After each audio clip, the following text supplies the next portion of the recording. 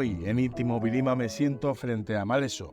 Le conoceréis por ser la última incorporación al universo de Zafarrancho Vilima, un tipo genial de guitarra habilidosa y verbo florido. Es Maleso una de esas personas para las que no existen desafíos imposibles.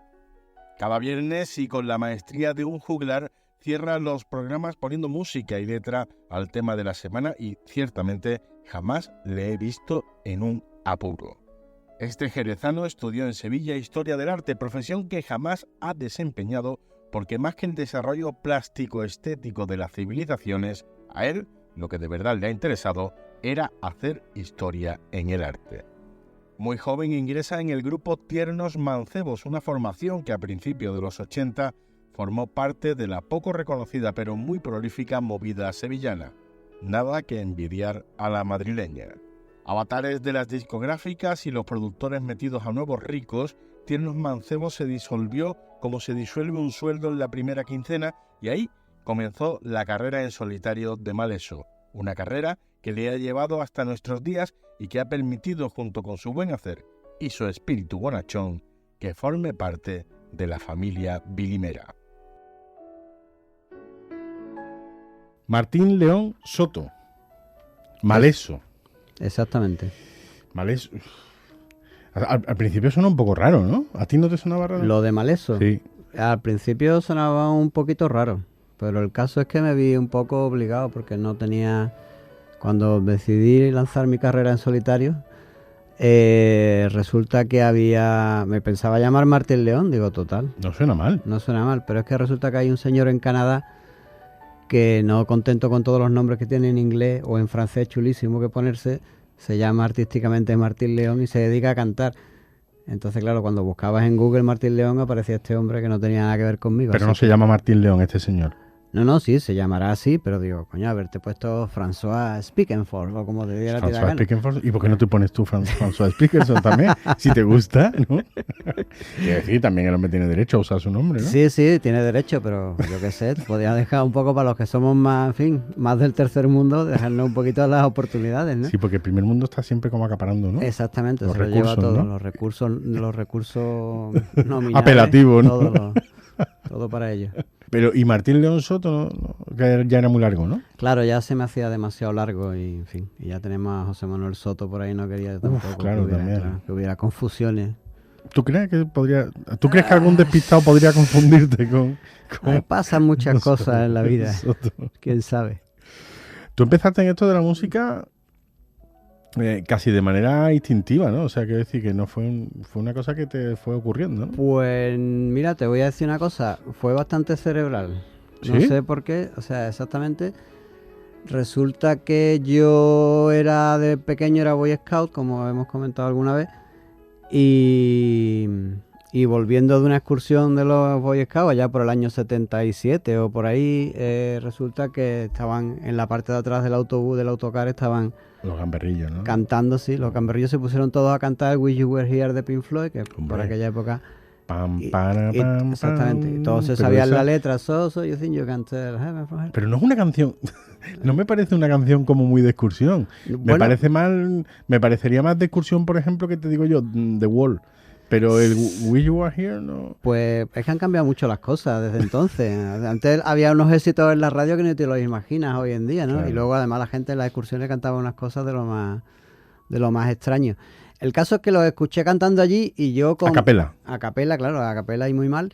Y yo, el afán mío de integrarme, ¿no? De ese afán, esa necesidad que tiene uno en esa época, ¿no? De ser parte de algo, que ya parece que menos mal que se me ha pasado. Resulta que dije, yo tengo que aprender esto ¿cómo es esto? ¿Qué se llama? ¿Música rock? ¿Cómo va esto? Hay que saber de qué va la historia, ¿no? Yo sabía que existía y tal, pero me lo propuse. Pero no, hasta entonces tu acercamiento a la música no existía. Nada, lo que escuchabas en la radio y te reías y no tal. Tocabas, ni nada de nada. Entonces dije, voy a dedicarme a escuchar esto a ver cómo va. Y dije, ¿cuál es el grupo más famoso y tal? Digo, los Beatles. Los Beatles en aquella época no es que sonaran mucho, ya a final después, hace última parte de los 70, por lo menos en Jerez de la Frontera no se oían mucho las emisoras de radio ni nada, era una cosa del pasado y tal. Y digo, venga, me puse a escuchar a los Beatles, ¿no? Que fue Entonces buscar sus cintas de cassette, gente que me prestara un disco, tal. Entonces empecé a meterme en aquel mundo y me encantó, me sedujo de todas sus maneras posibles. Y bueno, y fue ver un día allí también en Jerez, o en la calle Larga, en una tienda de instrumentos musicales, ver una guitarra roja que había en un escaparate, una guitarra eléctrica, y me pareció una cosa preciosa. Y digo yo, bueno, pues yo puedo hacer como lo de los Beatles, o sea, yo cojo una guitarra y hago canciones y tal. Y entonces me empezó ahí ya el camino, la pendiente ya hacia la perdición. Empecé a buscar formas de convencer a mi padre de que me comprara una guitarra, y bueno, eso fue un periodo de unos cuantos años, pero al final lo conseguí. Pero claro, tú te compraste la guitarra y no sabías tocarla. No, ni idea. Y además no había forma de aprender, o sea, era una cosa tremenda. De hecho, mi padre, a lo que me obligó antes de comprármela, porque ya estaba acostumbrado a que me diera la ventolera por los sellos, por la pesca, por lo que fuera, y después se me pasara, es a que yo aprendiera a tocar la guitarra. Dije, papá, pero es que no tengo guitarra eléctrica. No, bueno, pues la de tu hermano. Mi hermano tenía una guitarra flamenca de esta que te regalan en los Reyes, más mala que un dolor. Y digo, pero papá, es que es una guitarra española, yo eso no, pues aprende. Entonces aprendí a tocar flamenco.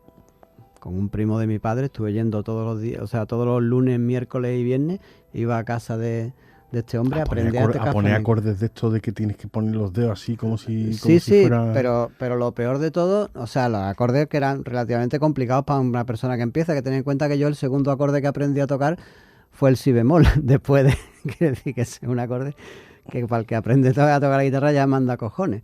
O sea, porque en flamenco se empieza tocando la, si bemol, empieza a hacer bulerías, tientos y todas estas cosas, es como el primer acorde, de los primeros acordes que aprende. Pero lo peor no era eso, lo peor era que yo no tenía ni idea de flamenco, pero cero. O sea, yo me aprendía las cosas de memoria y es como si me estuviera aprendiendo un poema en chino. O sea, yo me podía aprender aquello, pero no sabía lo que significaba. Yo no tenía compás ninguno, para haber nacido en Jerez y muy cerca del barrio Santiago, ni idea de cómo iba aquello. Yo aprendía que había que dar pom, pom, pom, pom, pom, pom, pom, pom, pom, pom. Yo no sabía nada más, tenía cero compás. Vamos, era la peor. De hecho, este primo mío lo veía al pobre y se daba cuenta, pero bueno, al final conseguí pasar las pruebas, la audición que me hizo mi padre, y ya cada vez que veías a alguien que sabía tocar algo, le preguntaban, ¿no? Y me recuerda una historia que contaban los Beatles, ¿no? De sus comienzos, que también aquello era como muy... de cruzar todo Liverpool como un autobús, Paul McCartney y John Lennon siendo muy jóvenes, cruzar todo Liverpool de una punta a otra para ir a casa de uno que sabía poner un si mayor. Entonces fueron allí a que el tío les enseñara el acorde de si mayor y te vuelves otra vez a tu casa. O sea que la cosa era bastante heroica.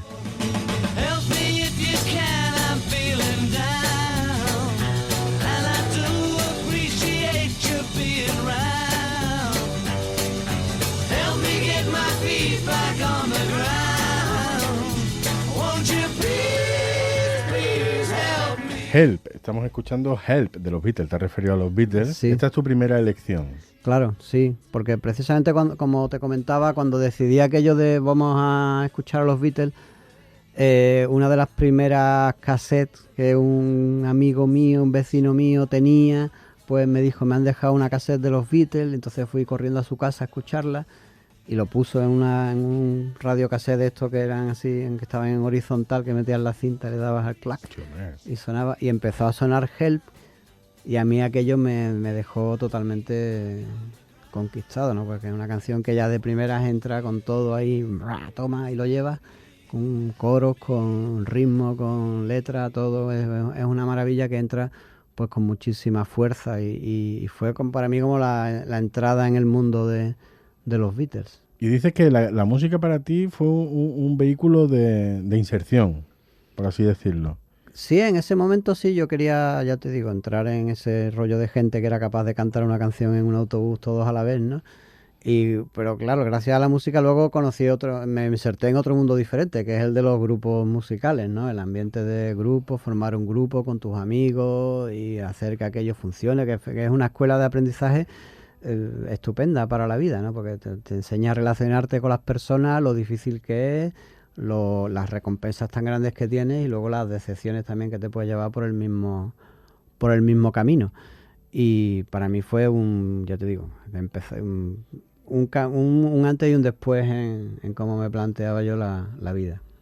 ¿Y en qué momento de tu vida piensas que te puedes ganar la vida como músico?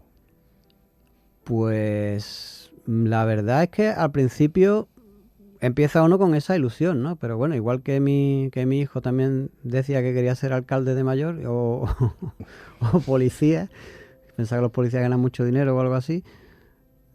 Yo empezaba con esa idea, ¿no? Lo que pasa que, claro, luego uno va viendo, digo, el camino que a mí me queda debe ser bastante largo, ¿no? Porque veo que como que la gente toca estupendamente y hace cosas maravillosas. Yo iba a conciertos y tal y veía a la gente, digo, esto yo no voy a llegar en la vida. Pero cuando me vine a Sevilla y me encontré con los compañeros del grupo con el que empecé aquí en Sevilla, que fue con Tiernos Mancebos, que eran amigos míos y muy centrados en lo de triunfar y ganarse la vida con la música. Y vi empezar que teníamos un grupo de personas que estaban muy enfocadas a conseguirlo y a llegar a esto. Y cuando empezaron a llegar las primeras críticas positivas y empezó la gente a fijarse y empezamos a ver que aquello podía funcionar, ahí fue cuando pensé que a lo mejor me podría yo dedicar a la música. De hecho, al final me vine aquí a Sevilla a estudiar la carrera la terminé, pero estuvo a punto de irse al garete porque llegó un momento en que me tenía que dedicar solamente a la música. Empezó la cosa a ir bien y vieron que, como decía un amigo mío, cuando te ven saliendo en la tele ya se les cambia la cara. Claro, entonces empezaron a ver saliendo en la televisión y esto y lo otro, dijeron, bueno, y de todas formas sabían que yo más o menos la carrera la seguía bandeando, entonces lo llevaron relativamente bien. También me pasó a mí que mi hermana se había ido nada más terminar, que tiene un año menos que yo, nada más terminar el COU, cogió y se fue a Mallorca a bailar flamenco, con lo cual cualquier cosa que yo hiciera a partir de ahí sí, la transgresora ya había sido no podía ella, ¿no? superarlo, ¿no? Claro. Entonces ahí estaba un poco el asunto, ¿no? Ahí tuve mucho apoyo de mis padres, la verdad. ¿Y cómo fueron aquellos años con Tiernos Mancebos?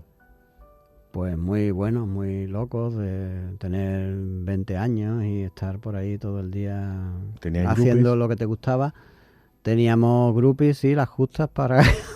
¿Uno para cada uno? ¿Okay?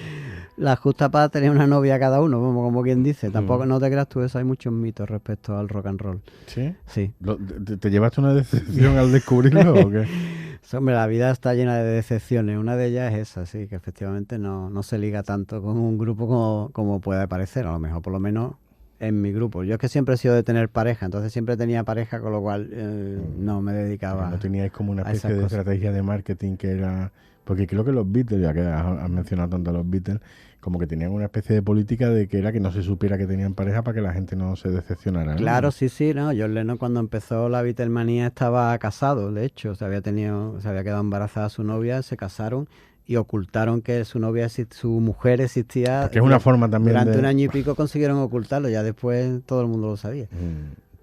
Pero vamos, que eso no llegamos a tener ese tipo de problemas, vamos, que no tuve que rechazar muchas proposiciones, si es lo que me preguntas. Sí, pero bueno, a las cotas a las que llegaste a saborear la popularidad. Oh, sí, bueno, nosotros lo pasamos muy bien, hemos tenido ocasión de correr delante de las fans en unas cuantas ocasiones. Sí, te lo juro, nos ha pasado algunas veces.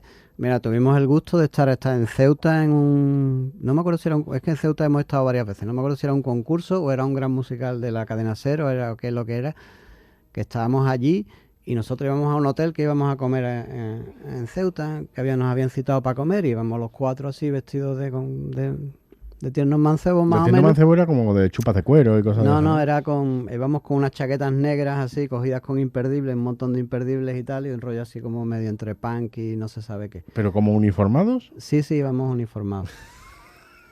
Íbamos así y tal, y de repente vemos un grupo de chicas allí, como de unas 10 o 15, 20 al otro de la acera, que se quedan así todas mirando y señalando para nosotros, y dijimos, a esta va a ser, así que echamos a correr. Nosotros echamos a correr y ellas echaron a correr detrás de nosotros. Y nos dimos el gustazo de entrar en el hotel corriendo y que el portero parara a las chicas así en la puerta. Bien, o sea, ¿no? que quedamos como manoletes. Llegamos a la comida. Fue una escena muy divertida. Hemos tenido otras más espectaculares, pero bueno. De correr delante de fans. De correr, bueno, de asaltar el escenario y cosas por el estilo, sí. Además en directo en la televisión, ¿no? Eso fue de lo mejor. ¿Eso se puede ver en algún lado? No, pues ojalá, es que fue en Venezuela. Que fuiste a Venezuela. Sí, y era Televisa. Y no he conseguido encontrar ese programa en ningún sitio. Pero sí, saltaron en mitad de la actuación, nos tiraron a los tres que estábamos delante, porque el batería estaba más atrás, subieron una tarima, nos tiraron a los tres al suelo. Y como era playback, la canción seguía sonando y nosotros tirados en el suelo. Tuvo que ser para verlo. Yo es que no yo estaba grabando. ¿Por qué los que hacéis música odiáis tanto hacer playback? Bueno, es que es un rollo, a ver si me entiendes.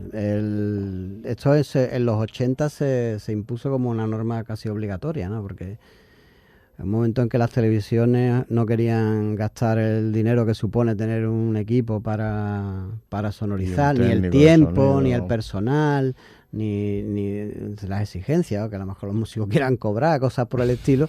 Entonces se impuso lo de hacerlo todo en playback y tuvimos en aquella época muy pocas ocasiones. Precisamente allí en Venezuela sí hicimos un concierto completo en directo. No era en directo, era grabado, pero era tocando nosotros en directo para la televisión también.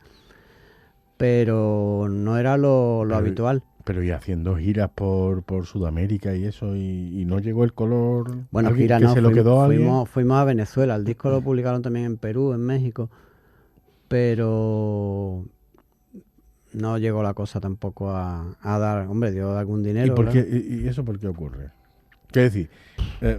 Porque recuerdo una entrevista a Alejandro Sanz, que por cierto creo que ahora está pasando unos momentos un poco regulares, pobre.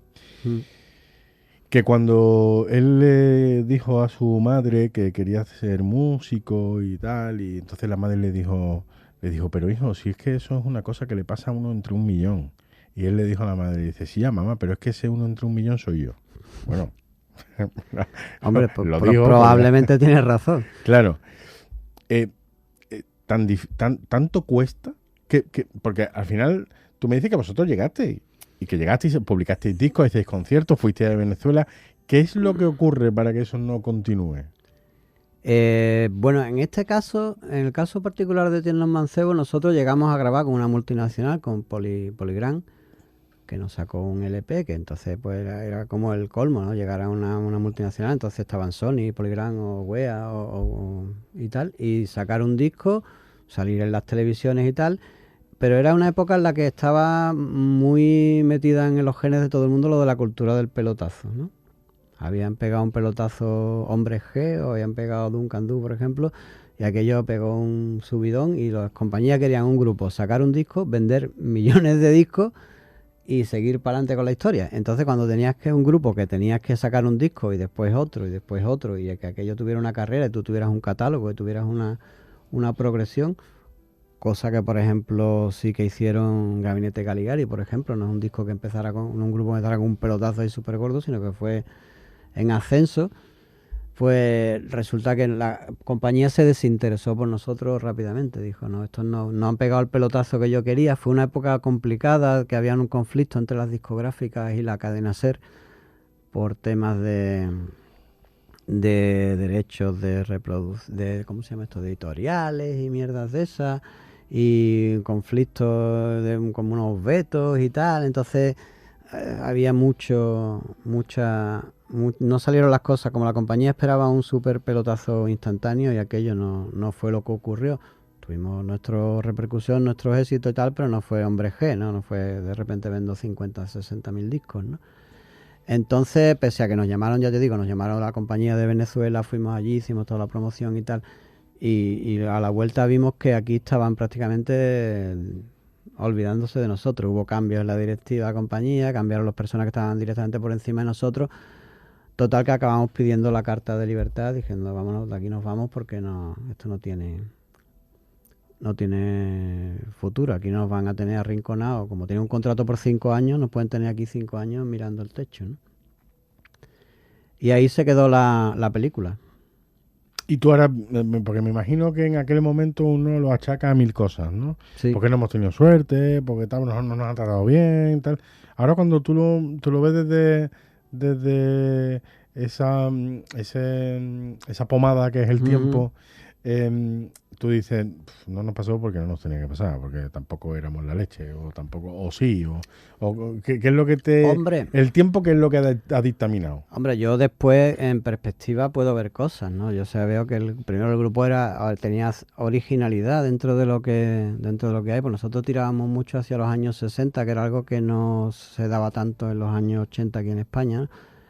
Teníamos canciones, teníamos lo que ocurre que en las letras estábamos en otra onda diferente a la que se esperaba que triunfara, ¿no? No contábamos historias que la gente pudiera tararear o hacer suya, eran excesivamente poéticas, tenían un rollo así muy sofisticado, demasiado sofisticado quizá probablemente. Teníamos que haber enfocado más, si hubiéramos querido tener éxito, nosotros lo que queríamos era hacer nuestra música y triunfar así con lo que había, ¿no? Probablemente la cuestión fuera esa. También era un grupo un poco más extraño porque éramos 3 cantantes, cantábamos 3. Había canciones que las cantaba un guitarra, el otro, o sea, Miguel Ángel, Carlos o yo. Entonces ahí había un poco más un poco más difícil de vender, entiendo yo. Pero bueno, si hubiéramos tenido más suerte, porque también hubo unos retrasos en la salida del disco. Al principio la cadena SER estaba muy interesada, al principio aquello se demoró un montón de tiempo por los problemas estos que había de vetos y tal. Entonces cuando se hizo un amago de sacar un single, se retiró, después el disco salió 2 o 3 meses después. Ya había dejado de ser una novedad súper gorda que estaban esperando en ese momento. Entonces ahí hubo problemas quizá del tiempo, ¿no? De elegir los tiempos para hacer las cosas. Nosotros, por supuesto, lo que queríamos que el disco saliera cuanto antes. Que el disco, ya te digo, se grabó en enero y se hizo un intento de sacar el primer single, pues como en noviembre o así de ese año. O sea que pasó casi un año hasta que empezó y se retiró la cosa, el LP no llegó a salir y ya salió después, como en febrero del año siguiente. Entonces, un periodo ya demasiado largo. Habíamos perdido un poco el efecto sorpresa, ¿no? Y bueno, y como dice mucha gente, si yo supiera cuál es la clave, sería manager y me dedicaría a llevar grupos. Sí. Pero no, eso no lo sabe nadie. Nadie sabe qué es lo que va a triunfar y qué es lo que no va a triunfar. It's not just sentimental, no. She has her grief and care. Try a Little Tenderness. Otis Redding. ¿Tú crees que Otis Redding sí sabía lo que iba a triunfar o no? Esto es una versión. Sí, bueno, esta es una canción de Otis Redding que es una versión de un estándar de los años, creo que es de los años 20 prácticamente, sino de los principios de los 30. Es una canción que era muy jazzera, así, una balada muy tranquila, y él hizo esta cosa que bueno, que es muy sorprendente. El acercamiento, la forma de tocarlo, la conjunción que hay entre los músicos y ese clima final que crea, en fin, para mí es un ejemplo de esos pocos momentos en la historia de la música en la que se juntan los músicos exactos en el estudio, exacto con el cantante correcto, la canción es perfecta y se crea algo que no se va a poder volver a repetir más, ¿no? Hay pocos ejemplos tan claros como este, ¿no? Y Otis Redding, pues no sé, en esa época andaba un poco a la tentativa de ver por dónde estaba el éxito. Empezó a tener algunos éxitos y tal, y bueno, Otis Redding es un caso muy, muy particular en la historia de la música, porque murió poco después de hacer en realidad su carrera duró muy poco, murió con 27 años o con 28, y esta le dio tiempo a hacer muy pocas cosas, pero apuntaban muy alto, ¿no? Lo que venía haciendo. Llevo coqueteando con la guitarra desde que tengo 14 años, así. Nunca he tenido... Bueno, pues un poco como tú, pues, monté un grupo con los amigos y tal. Empecé cantando, se ve que no lo hice muy bien, porque mis compañeros me propusieron que me pusiera de batería. Eso como de portero en los equipos de fútbol. Sí.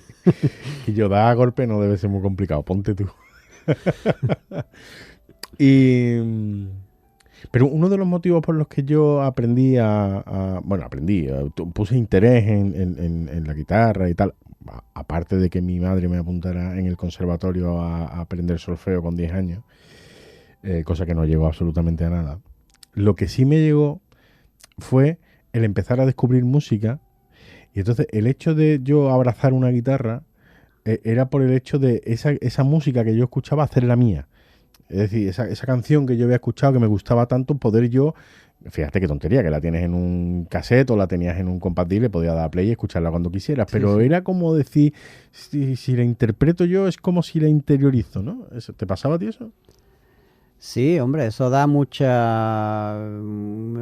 placer cuando tú empiezas a tocar una canción y aquello empieza a sonar y te das cuenta de que estás tocando y empieza ya incluso involuntariamente uno a cantar, porque yo cuando empecé a tocar la guitarra no tenía ni la más mínima intención de cantar, ¿no? Lo que pasa es que ya está, claro, estás tocando en tu casa solo, pues ya dices, bueno, voy a cantar un poco con lo que estoy tocando para que la canción vaya funcionando. Cuando me vine a Sevilla ya me obligaron a cantar. Cuando entré en el grupo me obligaron a cantar por narices, pero yo no tenía... ¿Pero te hicieron alguna audición antes? No, me hicieron una obligación de cantar. De que, sin saber si tenía cantaba que cantar o no. Porque en este grupo se hacen coros, así que tienes que cantar. Digo, no, pues ya está. Me puse y bueno, el caso al final sí que podía, ¿no? Y lo hicimos y funcionó. Pero está claro que llegar a tocar una canción es algo muy... que te mete a ti como dentro de la canción, es un poco como hágalo usted mismo, ¿no? Sí, es una cosa que da muchas satisfacciones, desde luego. ¿Y te ha ayudado la música, la guitarra, el cantar y eso? ¿Te ha ayudado en tu vida sentimental? Pues normalmente el guitarrita en los grupos suele destacar, ¿verdad? Bueno, sí, pero yo en realidad tocaba el bajo en Tiernos Mancebos, luego pasé a tocar la guitarra, pero verás tú, que si me ha ayudado en mi vida sentimental, pues es que toda mi vida está construida alrededor de la música, entonces... Te ayudan todo, ¿no? Quiero decir, lo mismo que habrá supuesto un hándicap en algunos casos, pues habrá supuesto una ventaja en otras, ¿no? El hecho de poder pasar a música determinados sentimientos o poder expresarlo de una forma más atractiva, ¿no? Es como decir, en vez de traerte una rosa, te traigo una canción que he hecho o cosas por el estilo, pues en algún caso habrá funcionado, digo yo. Pero que, como todo el mundo, quiero decir, el hecho de que tú trabajes en la radio, pues supongo que te supondrá un hándicap o te supondrá una ventaja, una desventaja a la hora de relacionarte, en fin, que eso... no pienso yo que la música sea algo que esté en un apartado concreto de mi vida que yo pueda decir, bueno, voy a aprovechar estas circunstancias, ¿no? Sino que es que quien me conoce sabe que eso es así todo el día, entonces... ¿Tú piensas en música? Yo sí, pienso en música y sueño y todo. O sea, tú vas andando por la calle y mientras que yo voy viendo escenas cotidianas, ¿tú estás viendo posibles canciones o canciones en potencia? A ver, sí, exactamente. Ya no musicalmente, porque por la calle no tengo yo ocasión de... Sin un instrumento en las manos me cuesta más trabajo, pero... La letra, por ejemplo, sí es algo que yo pienso cuando vengo andando, por ejemplo, he venido andando aquí al estudio o cosas por el estilo, o voy para el trabajo conduciendo, o vuelvo, o lo que sea, pues aprovecho y se me ocurren frases o cosas, pues voy pensando, esto puede valer, no sé cuánto, y incluso empiezo a trazar algunos versos, algunas y tal, para ir teniendo algunas líneas, y ya luego cuando tengo ocasión de sentarme con un instrumento, pues cuando me pongo a ponerle la música. ¿La tienes apuntada? ¿El número de canciones que has compuesto?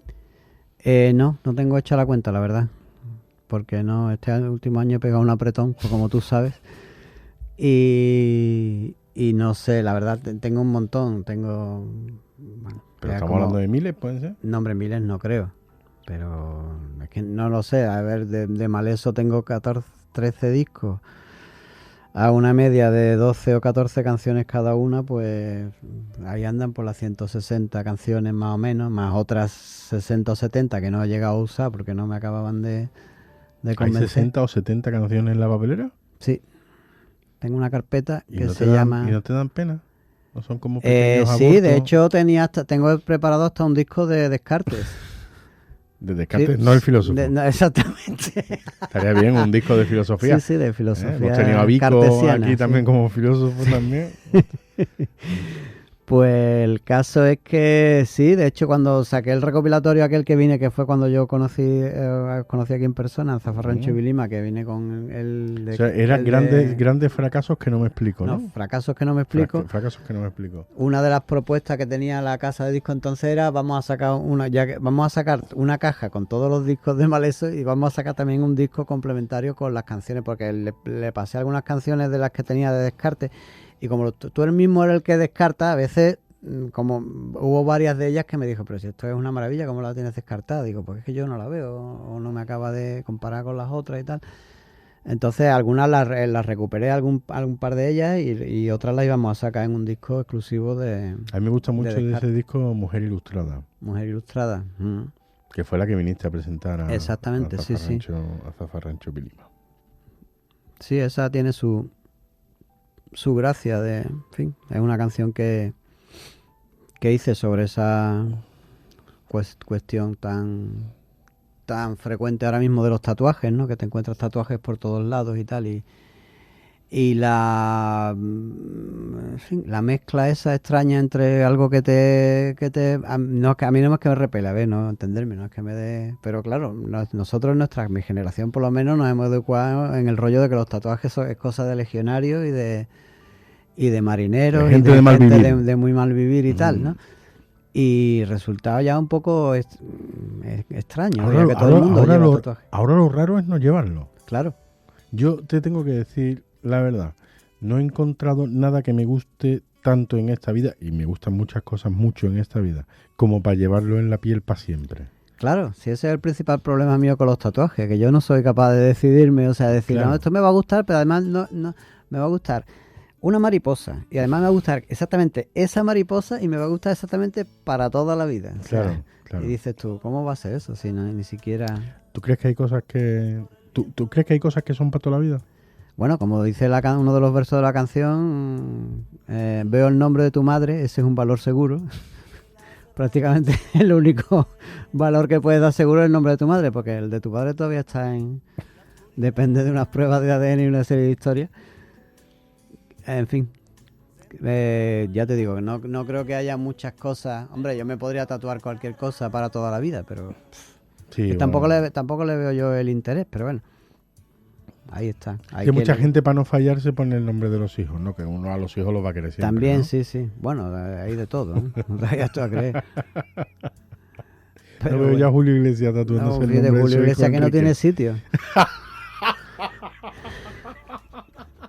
Tendría que tatuarse hasta las plantas de los pies. Claro, dile tú que se tatúe el nombre de los hijos. Tiene que traer a su hermano. O Ruiz Mateo también, ¿eh? También.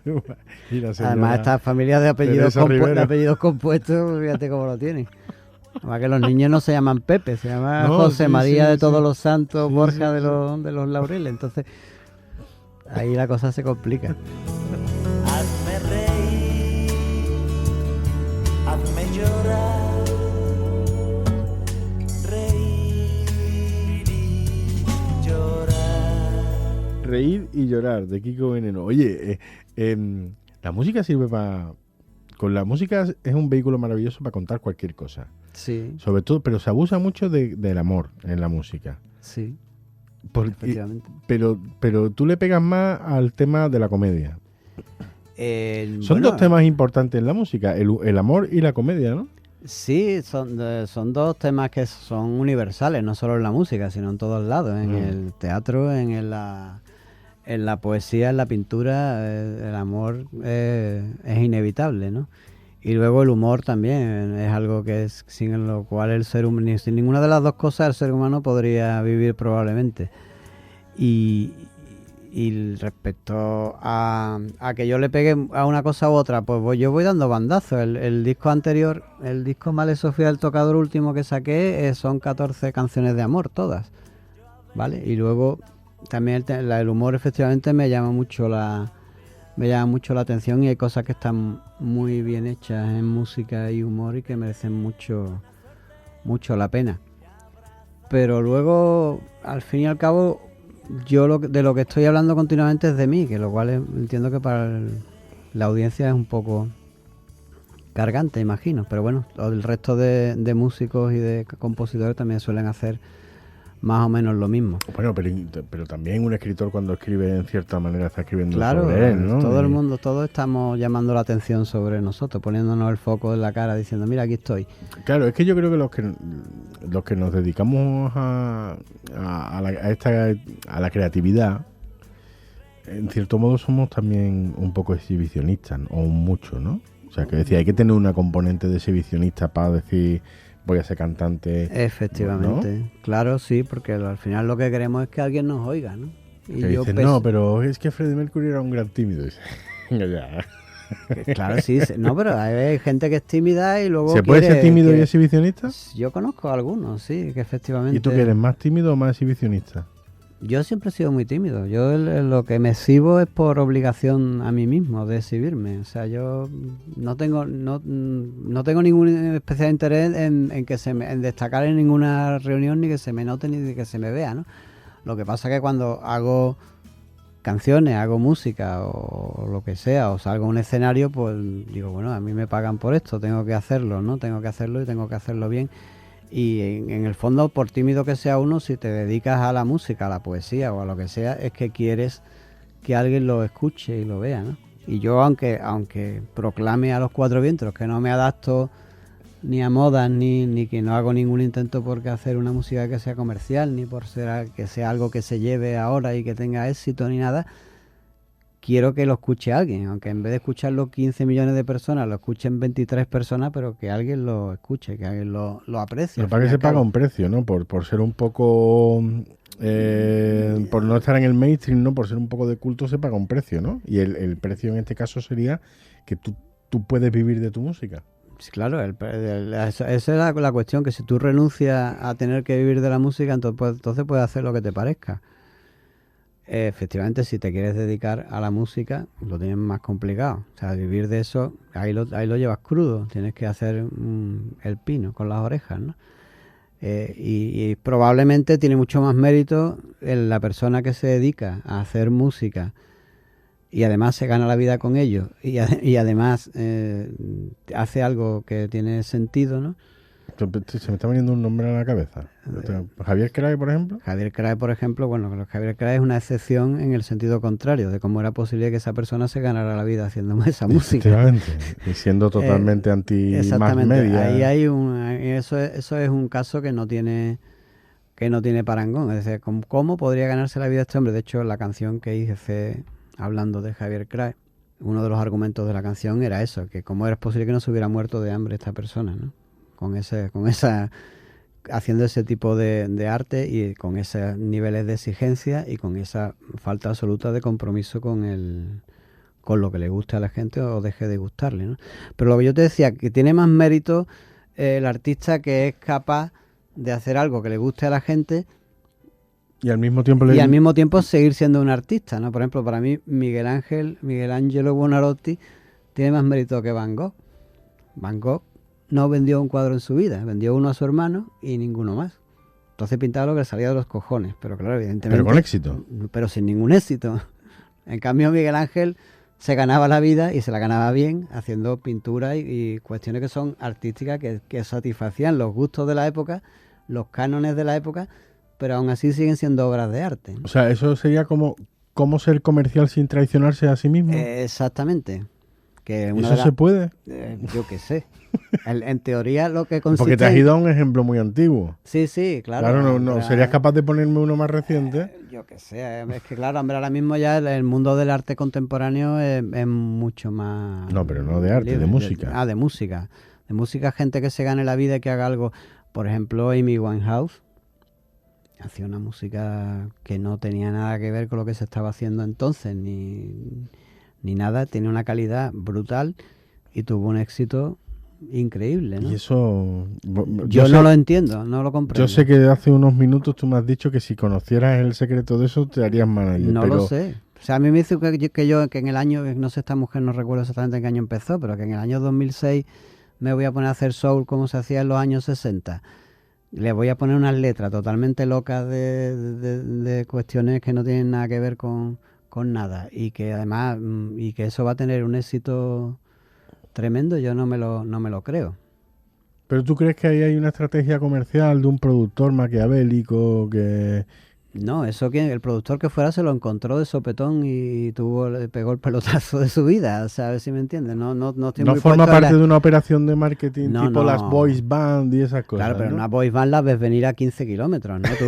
O sea, las factorías estas que hay en Corea que fabrican boys band estas, que tienen una academia metida allí con 250.000 coreanos, todos guapísimos y preciosos. Guapísimo para ellos, ¿eh? Bueno, para ellos, ¿sabes? Y los ponen de 5 en 5 o de 10 en 10 a hacer baile, coreografía, y los tíos son máquinas de hacer todo eso y son todos iguales, pues eso se ve venir a mucha distancia. A nadie se le ocurre a una señora decirle, mira, tú que cantas así, canta con la voz más rasgada y en vez de ir guapa así, perfecta, ponte el pelo negro y píntate los ojos de negro. Esas cosas se fabrican también, ¿no? O sea, claro, ¿a ti Rosalía qué te parece? Es que no tengo elementos yo para jugar a Rosalía. Yo Rosalía pienso que efectivamente es un talento que ha surgido de ella misma y que ella misma se lo está currando. Y no creo que nadie le haya dirigido su... Hombre, ¿no se nos ha impuesto un poquito Rosalía también? Un poquito ya de te voy a meter Rosalía hasta que te guste. Como todo lo que se vende. Quiero decir que acaba saliendo tantas veces que tú ya no sabes si te gusta porque te gusta o porque te lo han puesto delante 1.000.000 de veces. Yo he visto cosas en Rosalía que me gustan, otras que me parecen horribles y ya está, pero entiendo que talento tiene un montón, efectivamente. Eso es innegable. Eso es innegable. Pero más talento que gente que no sale tanto. Hombre, no, probablemente no. Quiere decir que hay gente muy buena hay por todos lados. Esto es una eclosión. ¿Qué es más importante? ¿El talento o saber vender? Probablemente saber venderlo, está claro. Eso es porque tú siempre puedes estar a expensas de que alguien te descubra, ¿no? Eso, pero hoy en día no, ese no es el camino, ¿no? El camino hoy en día es tú hacerte tu famoso tú por tu cuenta, a base de YouTube y de TikTok y de lo que sea, y entonces en vez de que te descubran, pues que vengan ya a recoger el fruto del árbol. ¿Y tú eso cómo lo llevas?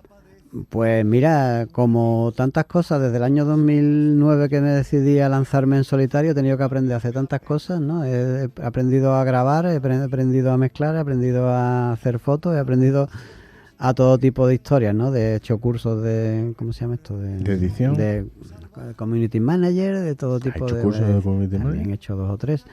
De todo tipo de historias, de redes sociales, que el curso lo haces hoy y pasado mañana ya no vale porque claro, ha cambiado todo. Corren los tiempos, ¿eh? Pero bueno, todo ese tipo de cuestiones he intentado manejarlo porque por necesidad, ¿no? Por decir, bueno, si quiero que lo mío salga en algún sitio, tengo que sacarlo por aquí, no tengo más remedio, no puedo esperar en mi casa que venga la gente a buscarme. Entonces es un poco agotador, más que nada. Porque mucho tiempo que podías dedicar a hacer música lo dedicas a todo este tipo de cuestiones que están alrededor. Que antes nos quejábamos mucho, vamos, que en los 80 nos quejábamos de las compañías de discográficas que eran arpías, que eran acaparadoras, que eran horribles, pero ya nos gustaría tener ahora mismo una compañía discográfica como entonces, que te cogiera, te dijera, oye, mañana en Madrid... música que yo me encargo de lo demás, Yo me encargo de todo lo demás. Voy a manejarlo todo, voy a elegir el repertorio, voy a poner todo, pero bueno. Tú vete a Almería, exacto, llévate tu guitarra y vuelve con 12 éxitos, ¿no? Exacto, ya está. Esa es la cuestión. Leer poesía, comer huevos fritos, ver desde el balcón pasar los aerolitos, pero ella lo cuadra con un par de gritos. Tráete esa panoplia y vuelve a la cama. Vecindario, de Javier Craig. Acabamos de hablar un ratito de Javier Craig. ¿Por qué me traes Javier Craig aquí? Pues bueno, es una época de mi vida también. Después de Tiernos Mancebos y toda la historia, fue aquel intento de dedicarme a la música muy en serio. Después estuve en otro grupo que se llamó Las Balas, que aguantamos hasta el año 94, 95 por ahí, que también grabamos un par de discos y estuvimos luchando también con la historia. Y hubo una época muy larga en la que ya me desentendí de lo de hacer canciones, porque veía que no tenía aquello futuro. Estuve tocando en grupos de versiones y tal, y haciendo un poco lo que lo que me parecía, y empecé a grabar mis discos ya en solitario, ya como te digo, en 2009, y llegó un momento en que conocí no es que, a ver, Javier Crae, como tú comprenderás, lo conocía de antes, porque había tenido mucho éxito a principios de los 80 con lo de la Mandrágora y tal. Lo que pasa es que después le perdí un poco la pista, porque los años 80 no fueron muy del rollo este de Javier Crae, ¿no? Que se quedó como un poco más antiguo, y además yo, en fin, no me gustó mucho el segundo disco que sacó, una canción que escuché que no me llamó la atención, entonces ya no le presté más atención y pasaron años y escuchaba muy esporádicamente, que tampoco Javier Crae que sonara en la radio ni en ningún sitio, ¿no? Como no lo buscaras no lo ibas a encontrar. Y pasado ya muchos años, ya en los 2012, 14 o no sé cuándo por ahí, dije un día, voy a ver si escucho a Javier Crae, porque en aquella época me bajaba desde el Emule las discografías enteras de todo el mundo. Y ya llegó un momento en que tenía casi toda la música que existiera, tenía yo ya metida en un disco. ¿Has encontrado tus canciones en el Emule? Bueno, es que yo empecé un poco más tarde de lo que era el Emule. Algún disco mío sí que me apareció por ahí. ¿Y cómo te sentabas? Pues, hombre, me sentaba estupendamente porque era señal de que alguien lo estaba escuchando. Total, que me bajé la discografía, me la escuché y me quedé alucinado, porque yo no tenía ni idea de que aquello llegaba a esos niveles, ¿no? Porque lo de la Mandrágora, aquello que escuchamos al principio, que es genial, pues se queda en poco comparado con todo lo que hizo después, ¿no? Son unos discos brutales, unas canciones que eran maravillosas, que siguen siendo maravillosas. No solo lo que es la letra, que es por lo que él es famoso, sino también musicalmente son espectaculares, ¿no? O sea, tiene un instinto musical ese hombre que es sorprendente, ¿no? Que es que dices tú, pero bueno, ¿cómo se le ocurre esto, ¿no? Que yo, ya te digo, a motivo de la canción aquella, le hice una canción a Javier Crae y se me murió a los 2 meses o así, ¿no? Vaya. No la había llegado ni a publicar. Espero que no me dediquen nunca. Exactamente, no. Yo por Gonzalo Rivas estoy preocupado. El caso es que ya te digo, hice esa canción y digo, joder, va y se muere. Y bueno, la dejé ahí y pasaron 3 o 4 meses, y un día en un foro me encontré con el correo del guitarrista, del productor de Javier Crae, que es Javier López de Guereña. Dije, mira, está aquí, tengo el email de este hombre, se la voy a mandar para que alguien la escuche, ¿no? Digo, mira lo que me pasó, hombre, que le he escrito esta canción a Javier y resulta que no llegó a escucharla ni nada, y se la mandé. Y a él le encantó, ¿no? La canción le pareció, dice, mira, me parece una maravilla porque me han hecho unas cuantas de canciones a Javier Crae eso, y ninguna me ha llamado mucho la atención, incluso una que he hecho yo y tal, y le gustó mucho y me animó a sácala, públicala. Digo, hombre, pero si es que ya está muerto. Digo, pero tú sácala y tal. Entonces me relacioné con él y tuve ocasión, ya después nos hemos hecho muy amigos, y me produjo un par de discos y tal. Y hemos hablado muchas veces, y muchas veces yo le pregunto de detalles de canciones de Javier Crae, porque él es un músico excepcional. O sea, Javier López de Guereña también es bueno, arreglar, o sea, compone obras de clásicos, de orquesta completa, es capaz de dirigir una orquesta, capaz de componer bandas sonoras, lo que haga falta, ¿no? Sabe de música, pues lo más grande. Y yo le decía, este detalle de aquí, esto no se le ocurrió a Javier, esto se lo pusisteis vosotros los músicos. No, esto lo hizo Javier.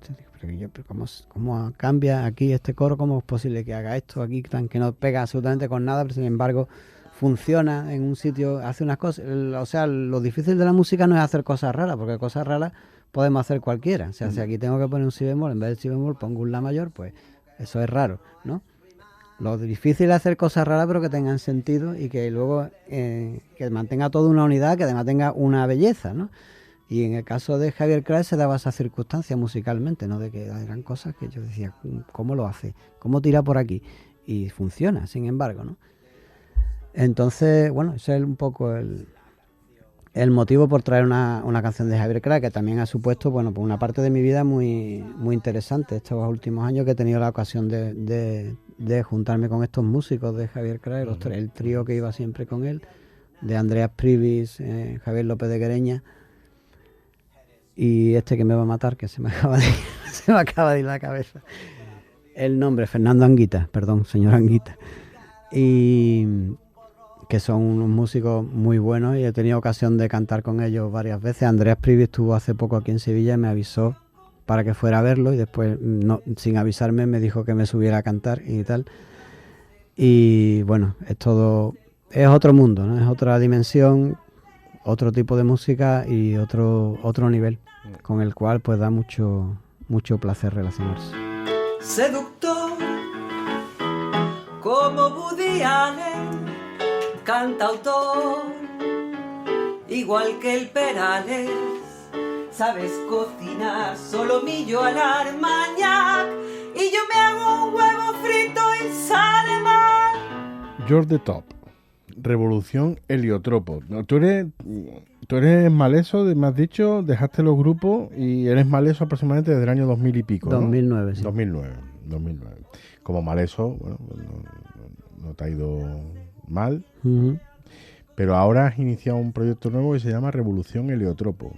Sí, bueno, durante la pandemia, con mi pareja, con Aida Vilche, empezamos a hacer vídeos en casa, como hacía mucha gente, porque no teníamos otra cosa. Empezamos a hacer versiones de canciones que nos gustaban, ¿no? Pues hacerlas allí en casa, con los medios precarios que tienes tú en tu casa, de tu sofá, una mesa y poner un móvil delante y grabar con los instrumentos que haya a mano. Empezamos a ponerlas y a colgarlas en las redes, ¿no? Y a la gente pues le animaba y le gustaba, ¿no? Porque sí, hacemos versiones de canciones muy variadas de muchos tipos de música que nos gustan.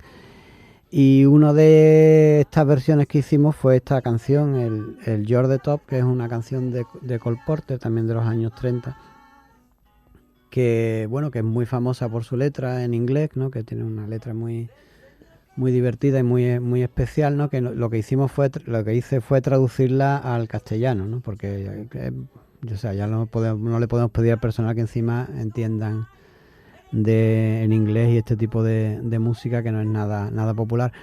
Y hicimos una traducción de la letra y hicimos una versión grabada en casa, en fin, haciendo un poco un musical de salón, de sala de estar, vamos. Y hicimos esto que venimos haciendo con cierta frecuencia. Cada mes sacamos una canción o dos con Revolución Heliotropo. Hemos tenido algunas actuaciones en directo por ahí.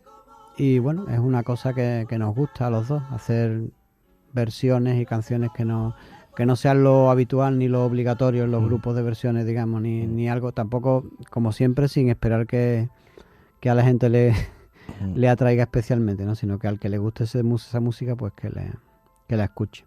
Tú sabes una cosa que me pasa, Maleso, que muchas veces, sobre todo cuando van llegando estos meses de verano y tal, me pregunto a mí mismo cuánto tiempo podré estar haciendo Zafarrancho Vilima. Porque evidentemente, bueno, pues los recursos se van agotando, la creatividad entiendo que no será infinita, que será finita. Y muchas veces pues no encuentro respuesta a esa pregunta, ¿no? Simplemente digo, bueno, pues ya algún día pasará y ya está. Tú te lo planteas, es decir, ¿hasta cuándo podré estar haciendo música? Es decir, los acordes son finitos, ¿no? Es decir, no hay un número infinito de notas musicales, ni de acordes, sí. ni de... Y los temas a tratar, porque al final de cuentas la música lo que son es historias cantadas, también son finitas, ¿no? Sí, bueno, es algo que, ¿Tú te lo preguntas? Que puede pasar. De hecho, después de terminar lo de Tiernos Mancebos y Las Balas, los dos grupos estos, digamos, a mitad de los años 90, una época en la que yo no hacía canciones prácticamente. Incluso me recuerdo a principios de los años 2000 poner un anuncio en internet, una página de estas de músicos, de, no sé, Hispasónico, no sé, una página de estas de... buscando a alguien que hiciera letras de canciones, porque a mí no se me ocurría nada. Digo, mira, yo me gusta poner música a las letras y tal. Un poco como Elton John y Benito Taupin, algo ¿no? así, ¿no? Buscando a alguien que hiciera letras, ¿no? Yo algo que me alucina ahora, porque ahora lo que estoy todo el día es haciendo letras, pero pasé una época, ya te digo, de varios años, de muchos años en los que no tenía nada que contar, o no se me ocurría nada que contar. Después ya te digo, cuando empecé con lo de Maleso y ya me fui animando y tengo una racha ahora de que trabajo, hago muchas canciones. Pero claro, en cualquier momento se puede acabar. O sea, formas musicales hay infinitas como para poder seguir haciendo cosas nuevas, pero claro, eso requiere un esfuerzo de adaptación, de reciclaje, de aprender cosas nuevas, que entiendo que siempre no lo voy a mantener, ¿no? Yo intento no repetirme y en esto seguiremos mientras que haya ganas, mientras que sea divertido, que es lo fundamental. Decías al principio de la entrevista que tú aprendiste a tocar la guitarra por el hecho de formar parte de algo, ¿no? Uh-huh. Aunque me decías que no eras especialmente gregario, ¿no? No. Pero acabaste en Zafarrancho Vilima. Sí. Pero no sé. que eso que es bueno o malo. No, que tú decías, no he buscado yo nunca formar parte de algo, pero al final has terminado formando parte de Zafarrancho Vilima. Sí, claro. No digo que sea ni bueno ni malo. No, ya, efectivamente. Pero sí, es una realidad. Sí, hombre, es algo que siempre está bien, ¿no? Conocer gente, estar con gente con la que compartes unos valores y una forma de ver el entretenimiento en este caso, ¿no? Pues siempre es una cosa que a uno lo motiva y lo anima. Y de hecho no estoy en más grupos y más historias porque físicamente es que no tengo tiempo material. Pero a veces se echa de menos lo de estar en un grupo y lo que más echo yo de menos es estar en un grupo y tener que preocuparme solo de tocar mi instrumento, no tener que pensar en nada más, ¿no? O sea, hacer canciones de quien sea y no tener que estar pendiente de los 200 millones de cosas más en la que tiene uno que estar metido cuando estás en tu propia historia, ¿no? Pero claro, tú formas parte de Maleso, formas parte de Revolución Heliotropo, formas parte de Zafarrancho Vilima, ¿no? Sí. Es que no te cabe más, ¿no? Claro, no, es que ya físicamente no hay tiempo, porque tengo que trabajar luego. ¿Qué ha supuesto para ti formar parte de Zafarrancho Vilima? Pues bueno, ha sido un reto muy gordo el tema de hacer lo de hacer una canción cada semana sobre la marcha y sobre lo que fuera, ¿no? Pues ha sido... Y muchas veces los temas no llegaban a tiempo. Una dificultad, claro, y no saber los temas, saberlo cuando se ha podido. Yo creo que prácticamente te podría decir que el 100% de los programas, cuando me has dicho el tema, he dicho, esto es imposible, no voy a poder sacar una canción de esto, ¿no? Quizás a lo mejor de alguna película que me has dicho, digo, bueno, esto sin problema. Me gustó mucho las sevillanas de los otros 4 detectives, fueron muy celebradas. Sí. Ahí lo tuve más fácil porque dije, bueno, como no voy a poder superar esto, mejor hago una adaptación, una parodia y terminamos pronto. Bueno, no tan pronto porque luego al cambio la letra costó sudor, sangre, sudor y lágrimas hacerla. Que ha supuesto eso, un reto muy importante y luego, en fin, el placer de conoceros a vosotros y de trabajar con gente con este nivel, porque a mí de verdad, yo no es porque estéis tú aquí delante, pero me impresionan muchas cosas, que cuando estáis haciendo el programa o estamos haciendo el programa y veo algunas cosas, algunas salidas, algunos recursos, eso me descubro, ¿no? de la profesionalidad y del saber hacernos y del saber sacar las cosas adelante, ¿no? Que siempre es de las cosas que más admiro yo en cualquier campo, es la profesionalidad, ¿no? El decir, bueno, yo trabajo en esto, lo voy a hacer bien. Sí, eso lo dices por algún momento. Que no, por muchos momentos bueno, alguna vez te lo he comentado, ¿no? Digo que venías tú hecho un polvo a grabar el programa y sin embargo aquello salía pues como siempre chisporroteante y para adelante y todo muy bien, ¿no? Ridi payaso, ¿no? Que es Ridi payaso, claro, sí, hombre. Ahí tengo yo un poco la idea de lo que cantaba Irving Berlin en la canción esta de That's Entertainment, ¿no? Lo de esto es el mundo del espectáculo, pues hay que tirar para adelante. Que no viene la gente, también hay que tirar para adelante. Que claro. No sé cuánto, que cierran el teatro, hay que tirar para adelante, ¿no? Es como para adelante, ¿no? Y entonces... Es algo de lo que uno se tiene que sentir orgulloso, ¿no? Ser parte de eso, ¿no? Y en este sentido, pues claro, lo de ser parte de Zafarrancho Vilima para mí es importante, claro. Para nosotros también, ¿eh? Para nosotros, hablo por mí, pero hablo también por Quique, por Patri y por Gonzalo. La verdad que estamos muy contentos de haberte tenido, de tenerte, vamos, quiero decir. Y de haber charlado yo contigo este ratito. ¿Para qué no? Pero se ha pasado ya. Se ha pasado volando. Se ha pasado volando. ¿Nos vemos en septiembre? Esperemos que sí. Nos vemos en septiembre. Gracias, Maleso. Venga, hasta ahora.